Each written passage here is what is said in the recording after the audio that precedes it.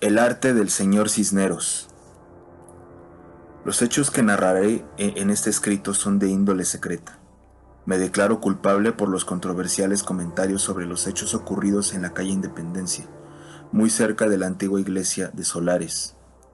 Me basaré principalmente en el informe del detective Hinojosa, quien, con un gran talento en recopilar huellas y pistas que lleven a los asesinatos más brutales que este pueblo ha visto, ha logrado plasmar a la perfección lo que el señor Cisneros ocultaba en su casa desde ya mucho tiempo. En un principio creía que debía callar y dejar que los acontecimientos fueran arrastrados por el viento, pero mi mente no me deja tranquila, y las constantes pesadillas que me asolan a la medianoche me han obligado a plasmar lo que la policía no contó en los informes posteriores. Hinojosa era mi amigo, y creo que su muerte no debe quedar impune. Hace 3 meses, Hinojosa y yo nos encargamos de un caso peculiar de un posible asesino serial. Las víctimas eran mujeres bellas, caucásicas, pero sobre todo jóvenes. Oscilaban entre los 20 y 25 años para ser exactos. Por lo general eran estudiantes, a excepción de una quien era madre soltera y vivía sola en Solares. Nuestro departamento de investigación se encontraba en el municipio de Villa del Carbón y desde ahí indagamos las muertes de estas mujeres, encontradas a un lado de la carretera solitaria. Al principio Hinojosa conjeturó que se trataba de una pandilla de morbosos y drogadictos que satisfacían sus deseos carnales más impuros, pero cuando apareció el cuerpo desnudo de la segunda víctima se dio cuenta de que no era así. Los cuerpos no tenían huellas, pero sí algo en común. La piel de la espalda, se les había removido con una precisión quirúrgica, perfecta, dejando un rectángulo vertical de músculos y sangre salientes. Esto puso en alarma lo que Hinojosa creía saber sobre homicidios, pues siempre se encontraba con casos comunes como una puñalada o un balazo. Los cuerpos de estas mujeres nos hicieron saber que quien sea que estuviera haciendo esto era más inteligente de lo que se pensaba. Otro dato curioso es que las víctimas no tenían signos de violación o hematomas en la piel. De hecho, parecía que el asesino las convencía de morir en esa forma.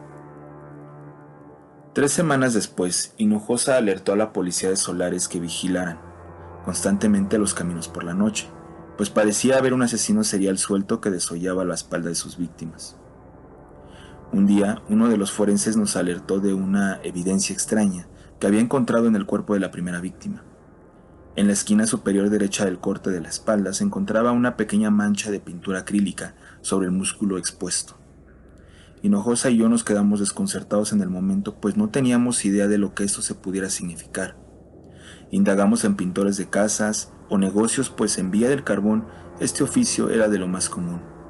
Algún pintor ebrio y solitario con hambre de jóvenes era la pinta perfecta para esclarecer el caso de una vez por todas, pero el destino nos tenía algo preparado que nos dejaría sin dormir por días. La tercera víctima fue una joven de 23 años oriunda de Chapa de Mota, municipio que colinda con Villa del Carbón. Respondía al nombre de Brenda, y esta vez no era caucásica. Su piel era morena y eso la hacía totalmente diferente a las demás, pues al parecer había sido desollada estando totalmente consciente, y los forenses afirman que había muerto por exposición al frío y a la increíble cantidad de sangre que perdió. Fue encontrada con los pies amarrados a la rama de un árbol. La piel de la espalda había sido retirada con una mayor precisión. Hinojosa concluyó que el asesino la había desollado primero para después colgarla como un puerco en un matadero y la dejó desangrarse toda la noche hasta morir. Esto nos llevó a crear una nueva hipótesis, pues al parecer el asesino tenía un ayudante el cual auxilió al psicópata para colgar a la chica en aquella rama. Había llegado a la 4ª semana y se había interrogado a todo hombre y mujer de Villa del Carbón y sus comunidades colindantes. El último lugar que nos quedaba era Solares, pero en este último no había mucha tela de donde cortar, pues el pueblo estaba casi desierto y tenía fama de estar maldito. Se decían innumerables leyendas sobre lo que realmente sucedía ahí y el por qué la gente huía repentinamente dejando sus pertenencias. La policía de Solares también era escasa, pues se tenían que asignar oficiales de otros municipios para resguardar el pueblo, pero aún así las personas siguen desapareciendo cada día, las casas eran abandonadas a su suerte. Hinojosa y yo decidimos ir a Solares en un intento desesperado por resolver el caso y evitar más feminicidios. No teníamos idea de lo que encontraríamos allá, pero una fuerte corazonada nos decía que el asesino se encontraba escondido ahí. Aquella tarde el sol estaba en su pleno cenit y el calor nos hacía sudar dentro del auto desesperadamente. Yo era quien conducía mientras que mi compañero realizaba anotaciones aleatorias sobre las escenas de los crímenes. Después de manejar 20 minutos por la carretera en dirección al municipio de Atizapán, nos encontramos con una desviación a la altura de un restaurante de mariscos muy concurrido. Se trataba de un camino de tierra poco cuidado y repleto de enormes rocas. Prácticamente era intransitable. No teníamos idea de cuánto tiempo haríamos por este camino en auto, pero decidimos orillarnos en el bosque y andar a pie, pues más adelante la ruta parecía estar bloqueada por árboles caídos y rocas más grandes. Caminamos cerca de media hora hasta pasar el bosque y entrar a la avenida principal donde nos esperaba el pequeño departamento de policía. Habíamos avisado con anticipación nuestra llegada y la información que requerimos para resolver este perturbador caso. Los dos únicos policías del pueblo nos proporcionaron una pequeña lista de las personas que aún vivían ahí junto con sus oficios y direcciones. Uno de estos nombres me llamó la atención en el momento. Se trataba de un tal Salvador Cisneros, y en la columna de oficios apuntaba que era artista. Pregunté por él a los oficiales que teníamos delante, y ambos nos contestaron con elogios hacia el señor Cisneros. Al parecer se trataba de una persona altruista, talentosa y muy conservadora. Aconsejé a Hinojosa comenzar en la casa del artista, pues él nos podría dar una referencia más amplia sobre los lugareños, tanto los que se han ido como los que seguían viviendo ahí. Jamás en mi vida creí que me arrepentiría de haber hecho esto. La casa del señor Cisneros se encontraba en la calle Independencia, aquella que conectaba con Alhóndiga y Juan Aldama, las principales vías de acceso al pueblo. Al llegar el inmueble no tenía número, pero era muy característica en comparación con las demás. Era de colores muy vivos y su construcción era de un tipo victoriano, un estilo que contrastaba totalmente con las demás casas. Se encontraba bardeada por una reja blanca, la cual poseía una campana de estilo gótico para llamar a la puerta. Toqué 2 veces y de inmediato salió un hombre en un delantal azul marino. Era viejo, tal vez demasiado, pero su aspecto físico parecía lo hacía verse mucho más fuerte y vigoroso. Le calculé 70 años, tal vez menos. Portaba unos lentes redondos y oscuros, y en sus manos había pintura roja, o lo que en ese momento me pareció que era pintura.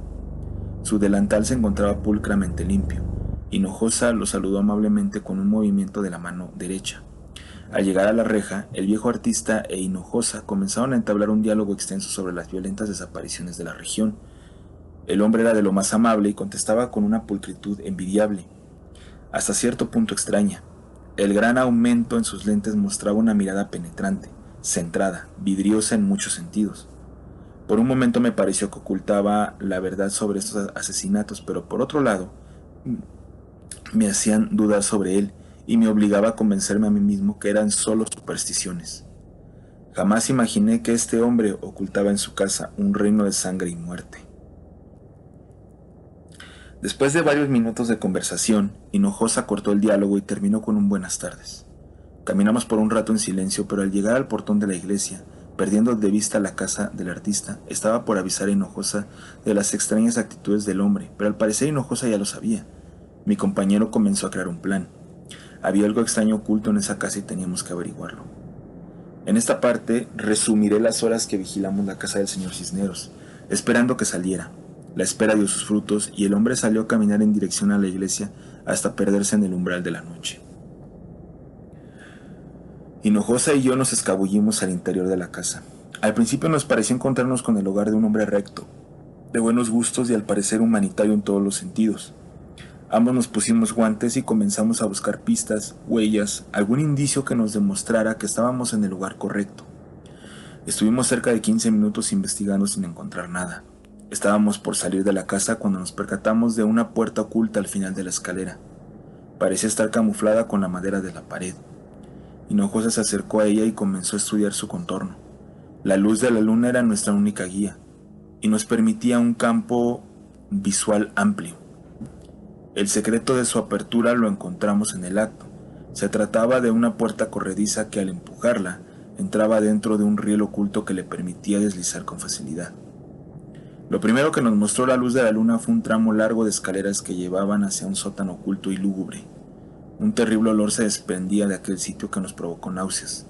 Ambos comenzamos a descender esperando encontrar el escondite secreto de un psicópata. Al llegar al suelo nos encontramos con un estudio amplio iluminado por un foco amarillento y viejo. Había 3 cuadros que mostraban paisajes exquisitos, pero a la vez extravagantes. Se trataba de lugares inhóspitos, carentes de vida, envueltos en auras de muerte y putrefacción. 2 de ellos mostraban desiertos y bosques muertos, pero el tercero parecía el retrato de un ser extraño y amorfo que parecía gritarle a la luna. Hinojosa llamó mi atención por un momento. Señaló los lienzos y lo extraño que estos olían. El color que predominaba en los cuadros era el rojo en todas sus tonalidades, acompañados de negro y gris, pero al oler las pinturas, parecían una mezcla de solventes con aquello que temía decir en el momento. Sangre, atinó decir Hinojosa. Por un momento ambos nos miramos y nos llegó una idea bizarra. Los lienzos parecían estar hechos de un material extraño. Los tocamos y dimos un salto atrás. Se trataban de pieles humanas. El señor Cisneros era un hombre de un talento indiscutible que encontró en las pieles de mujeres jóvenes el complemento perfecto para plasmar su ilimitada imaginación. No nos habíamos percatado del abundante rojo en el suelo que nos llevó a pensar en lo enfermo que este hombre se encontraba. A un lado de los caballetes se encontraba una mesa con varios botes llenos de pinceles y godetes ensangrentados. Por un momento creí que mi mente me jugaba una broma de mal gusto, pero al ver los pinceles con mayor detenimiento, me percaté de que había dedos largos y negros entre ellos. No podía creer lo que mis ojos veían. Rebasaba cualquier entendimiento sobrehumano. Era un monstruo.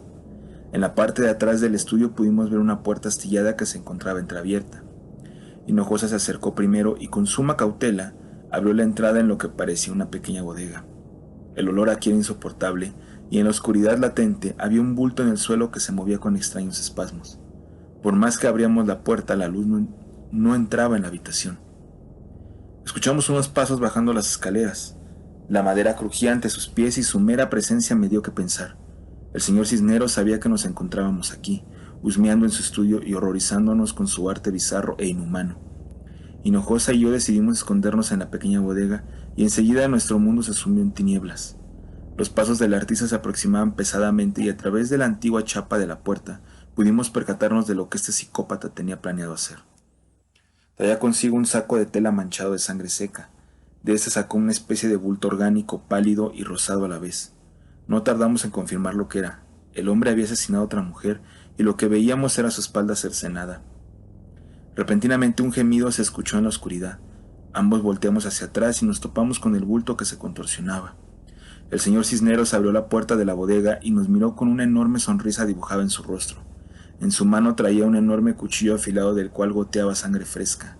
Tanto Hinojosa como yo reaccionamos y desenfundamos nuestras armas. El hombre lanzó el cuchillo hacia Hinojosa clavándoselo en su cuello. Yo disparé en el acto y el asesino cayó fulminantemente. Enseguida avisé a mi superior y un enorme convoy se desplegó en las calles de Solares. El cuerpo del señor Cisneros fue cubierto por una sábana y sacado por los médicos forenses. Hace 3 meses de estos asesinatos y el cuerpo de Hinojosa fue despedido con honores por parte del departamento de policía y de amigos y familiares. La casa del señor Cisneros fue confiscada por el gobierno, de igual forma su morboso arte. Las chicas fueron entregadas a sus familias para darles un funeral digno. Y en cuanto a mí, el asunto no ha cambiado del todo. Sigo tras la pista de asesinos psicópatas que pretenden divertirse con víctimas inocentes para sus trastornados planes. Esta experiencia me ha ayudado a comprender que la naturaleza humana no es tan perfecta como parece. Somos dementes como especie y buscamos satisfacernos de todas las maneras posibles, pues yo tengo una fuerte atracción por el arte del señor Cisneros, los cuales tengo colgados en mi casa y me han ayudado a entender que, a fin de cuentas, también soy culpable. Ahora me encuentro en un dilema, pues he tenido recurrentes pesadillas parecidas a los paisajes plasmados en aquellos lienzos humanos. Una parte de mí desea continuar con la obra del señor Cisneros. No hay nada más grande y único en este mundo que desollar jovencitas y utilizar su piel como lienzo. Pero no cualquier lienzo. Estoy hablando de satisfacción en su estado más puro, de una excitación incomprensible que provoca que mi piel se erice, La grandeza requiere sacrificios, aunque estos se paguen con sangre y terror.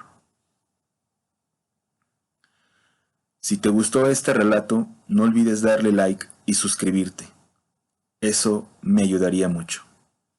Gracias.